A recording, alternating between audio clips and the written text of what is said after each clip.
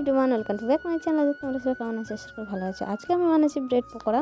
তো ফার্স্টে আমি বেসনগুলো রেখেছিলাম, তারপরে ওটা ফুলানোর জন্য কয়েক মিনিট রেখেছিলাম। তারপরে কালো জিরে আর একটু গরম মশলা দিয়ে ওটাকে ফেটিয়ে ভালো করে গুলে রেখে নিলাম। তারপরে দেখে আলুর চোখা বানাবো।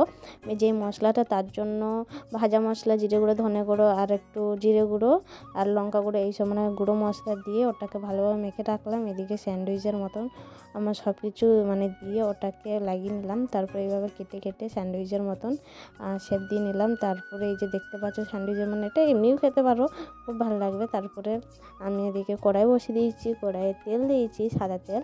তারপরে আমি এদিকে বেসনের ব্যাটারটা যে বানিয়েছিলাম ওটা স্যান্ডউইচগুলো মানে ওই ব্রেড পকোড়াগুলো এটা শেপ করে রেখেছিলাম, ওটা ভালোভাবে কড়াইয়ে দিয়ে দেবো এক এক করে। তো আমি দুটো দুটো করে ভেজেছি আর মিডিয়াম লো আছে ভাজবো। আর দেখতে পাচ্ছ কতটা ফুলেছে।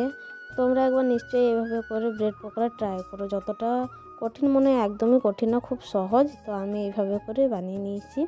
আর আমি নিজের হাতে তো বানিয়ে খেতে খুবই পছন্দ করি, তো আমি যাই বানাই নিজের বাড়িতে বানাই। তো এইদিকে আমার ব্রেড পকোড়াটা রেডি হয়ে গেছে। এদিকে আমি পেঁয়াজ, শসা আর গাজর, লঙ্কা কুচি কেটে রেখেছিলাম। তারপরে ব্রেড পকোড়ার মাঝখানে ছুরি দিয়ে কেটে তারপরে সব মিশ্রণগুলো ভরে নিলাম। তারপর টমেটো সস দিয়ে এই যে দেখতে পাচ্ছ কতটা ইয়াম্মি জুসি লাগছে আর খুব সুন্দর হয়েছিল খেতে। মা খেয়ে বললো সত্যি খুব ভালো টেস্ট হয়েছে। তো তোমরা একবার ট্রাই করে দেখো, খুবই সহজ আর খুবই একটা ভালো ডিশ। তো টাটা।